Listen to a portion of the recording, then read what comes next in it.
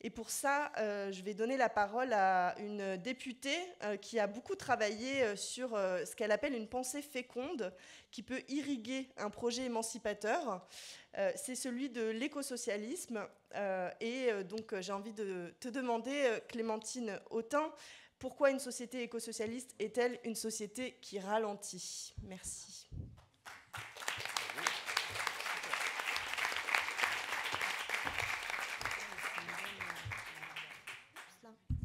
Bonjour à toutes et tous. D'abord, vous dire le plaisir d'être là pour ce colloque organisé par Benjamin. Lucas, je trouve que c'est un très très beau thème et que c'est important aussi d'imposer nos thèmes dans le débat public. Ça fait partie de l'hégémonie culturelle et trop longtemps, on a délaissé cet enjeu du temps libéré et je pense qu'il est fondamental. Alors là, sous le prisme du ralentissement, de ralentir, c'est une question fondamentale. Elle est évidente qu'il faut ralentir. Je dis que c'est évident, mais enfin, c'est visiblement pas évident pour tout le monde.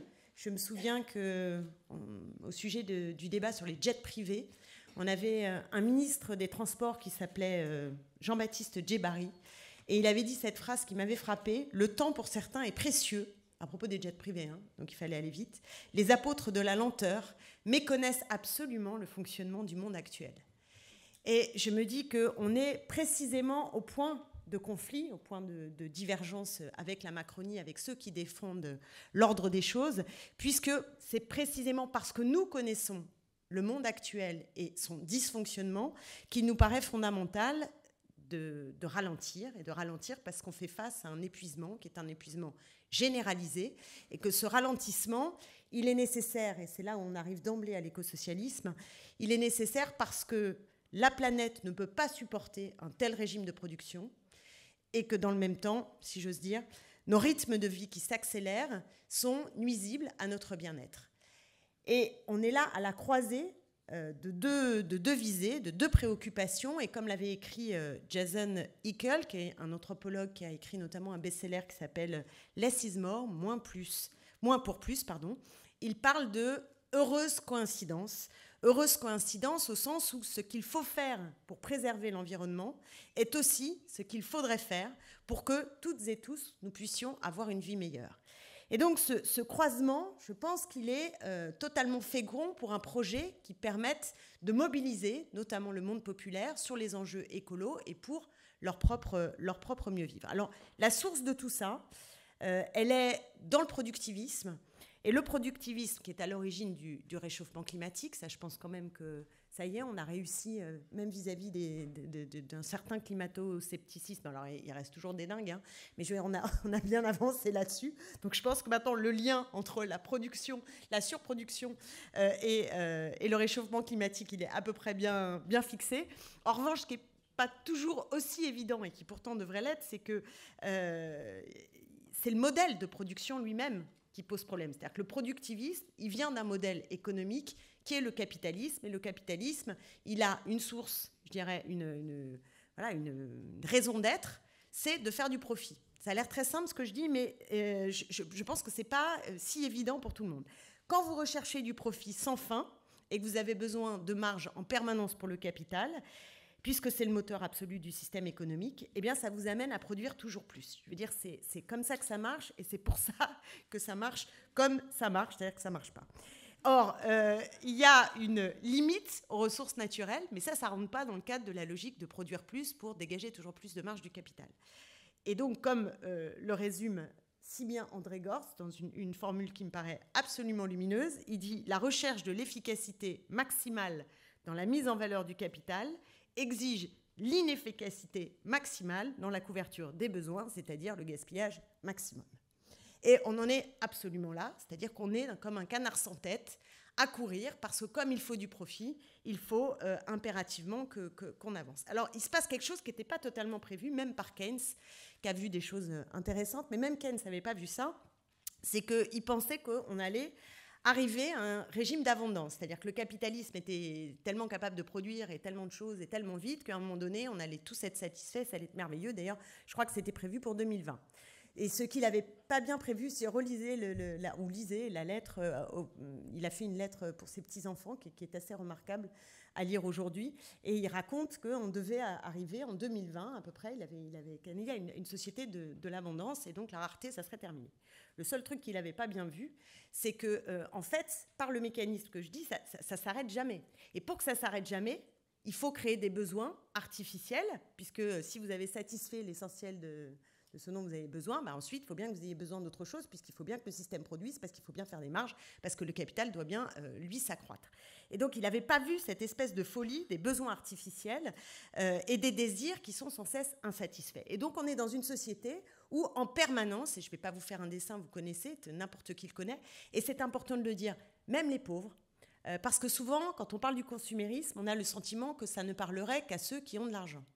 La vérité, et je vous invite à lire un bouquin extraordinaire de Denis Colombini, je ne sais pas pourquoi je l'appelle toujours Colombini, sur l'argent des pauvres, où il montre, et c'est exactement ce que moi, élu d'une circonscription très populaire, je constate, c'est que vous avez aujourd'hui des gens qui sont capables de bouffer des pâtes pendant des semaines pour acheter à leur gamin un cartable de marque ou pour être capable d'acheter un iPhone à leur dernier ado. C'est-à-dire qu'on en est là. Même les plus pauvres sont pris dans la machine, qui est une machine qui fonctionne à la distinction. Et si vous voulez sans cesse vous distinguer, il faut que vous ayez tout l'appareil qui va avec, de marque, d'habitude, vous voyez ce que je veux dire, qui permet de vous distinguer. Donc, ces besoins artificiels qui sont très accolés à ce régime de la distinction sociale, qui est un moteur phénoménal de la société contemporaine. Et donc, à partir de là, si on comprend ce raisonnement-là, on arrive à la conclusion que ce qui est proprement révolutionnaire dans le système actuel, c'est de partir des besoins. C'est-à-dire que si vous changez le régime, c'est-à-dire au lieu d'adapter nos besoins à l'appareil de production, si vous faites l'inverse, ce qui est le cas aujourd'hui, puisqu'on vous crée des besoins, donc on vous sort des machins pour vous y là.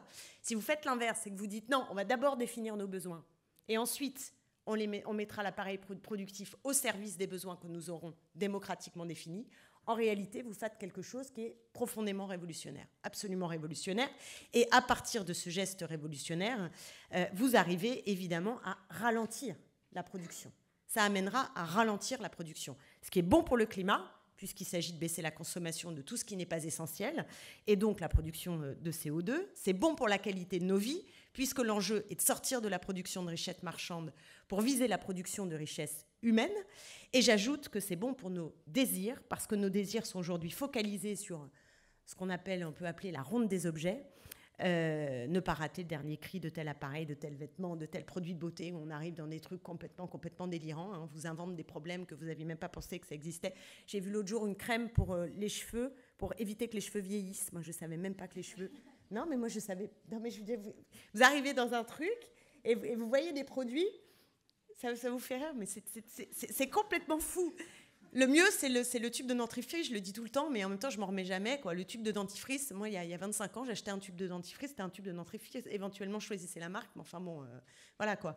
Et après, il y avait le spécial gencive, le spécial carie, le spécial dents blanches. Vous avez vu tout ça, à chaque fois, évidemment, on prenait des centimes pour payer un petit peu plus cher. Et à un moment donné est arrivé le total. Non, mais c'est vrai. Véritable. Alors on se dit, c'est celui qui vous fait gencive, carie, dents blanches, etc. Et maintenant, vous avez, et c'est vrai, et toujours des centimes de plus, le total plus. Total plus gencive, total plus carie. Je pense qu'il y en a d'autres qui ont fait l'expérience comme moi.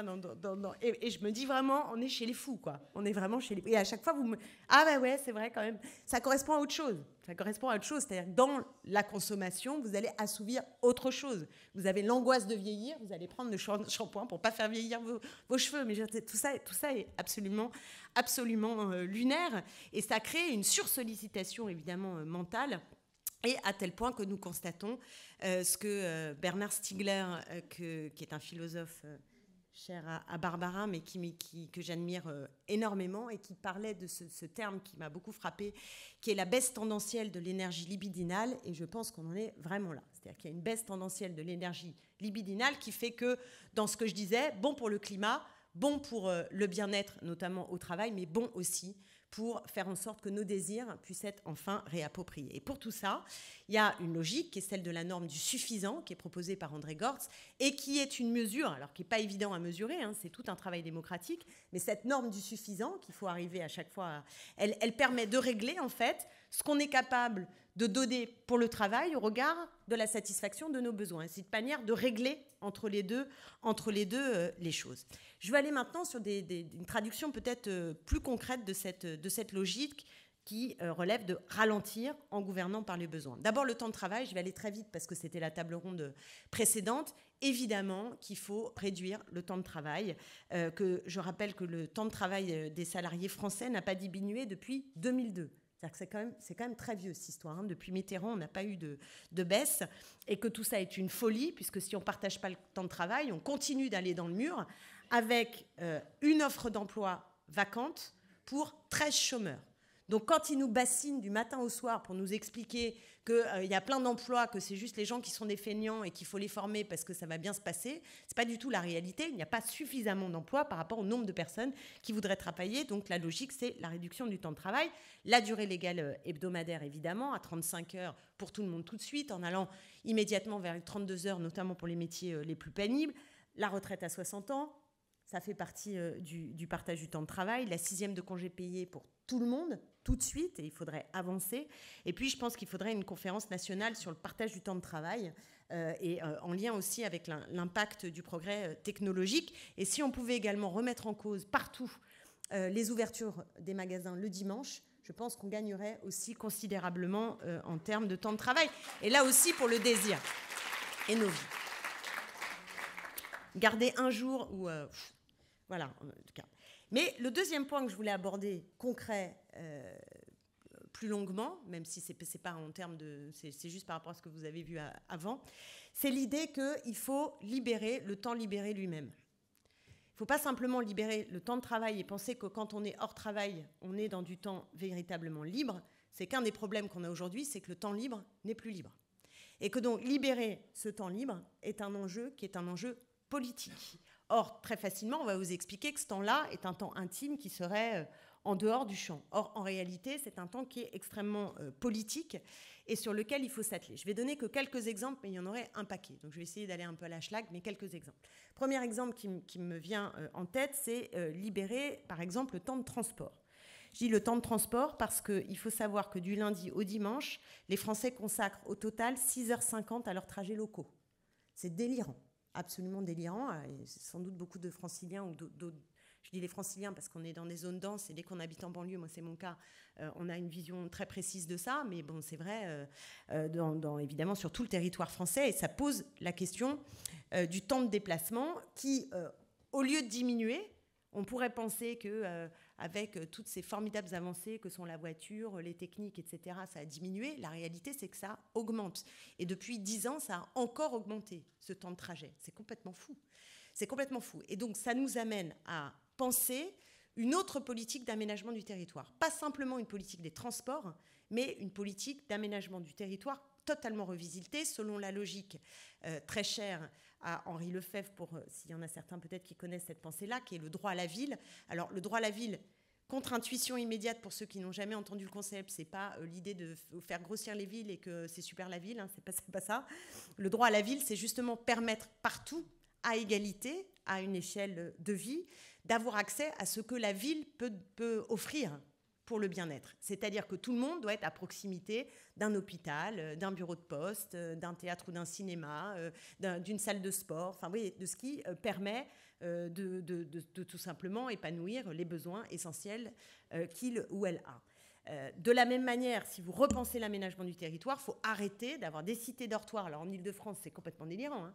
Vous avez les cités dortoirs en Seine-Saint-Denis, par exemple chez moi, mais alors et après vous allez à la Défense et vous avez une activité pas industrielle, de services, beaucoup, mais en tout cas l'emploi. Ou l'emploi à Paris, où vous avez tous ceux qui font tourner la vie parisienne avec toutes les petites mains, ceux qui font le ménage, vous amènent à bouffer, etc., mais qui habitent de façon très éloignée. Donc il y a quelque chose qui ne tourne absolument pas rond. Et donc je pense que cette question du droit à la ville, qui amène à la question de ces transports et donc de ce temps libéré, est tout à fait fondamentale. Deuxième sujet, je vais à la schlag, c'est que évidemment libérer ce temps, c'est penser le temps des femmes.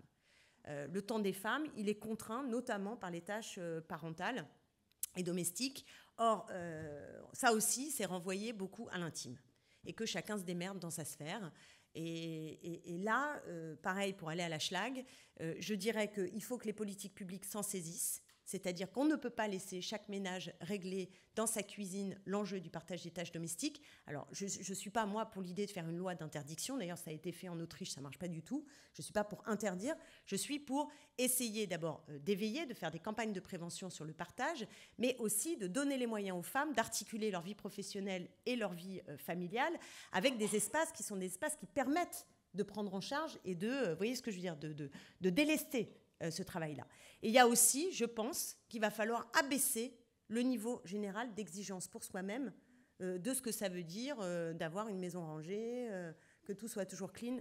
Non, mais ça fait partie de la solution. Je veux dire, faut aussi abaisser le niveau. Là, je parle en particulier aux femmes, qui ont en général un niveau beaucoup plus élevé. C'est culturel. C'est absolument culturel. C'est pas évident.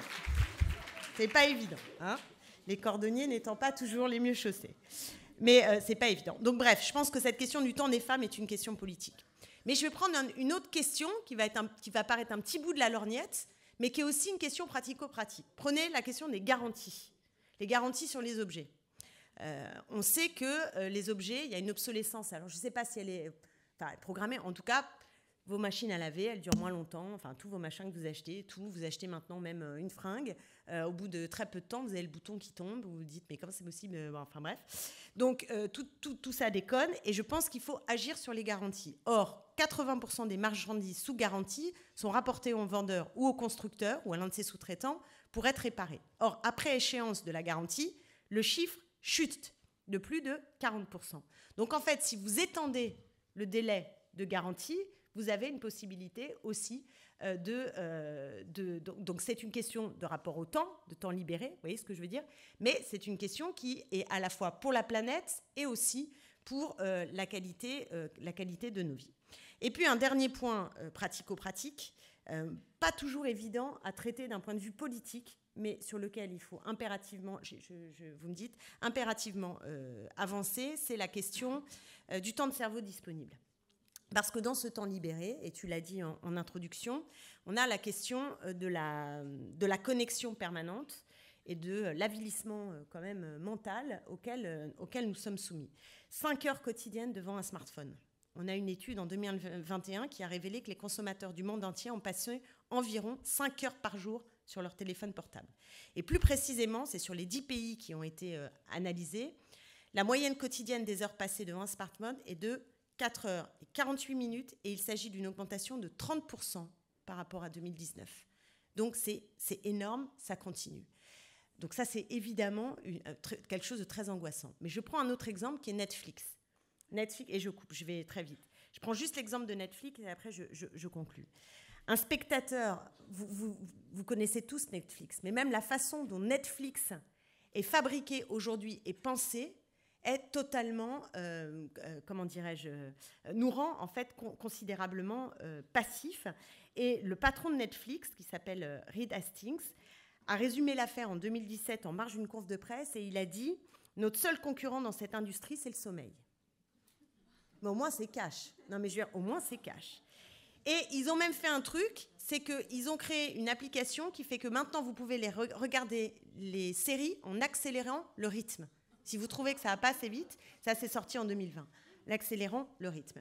Et donc, on a un problème sur l'économie de l'attention qui est tout à fait considérable parce que ça nuit à tout. Hein. Ça atteint au sommeil, mais pas seulement, à la mémoire, au langage, à la libido, à l'état dépressif, à l'anxiété. Enfin, je veux dire, ça touche vraiment à ce qu'est le cœur de la vie.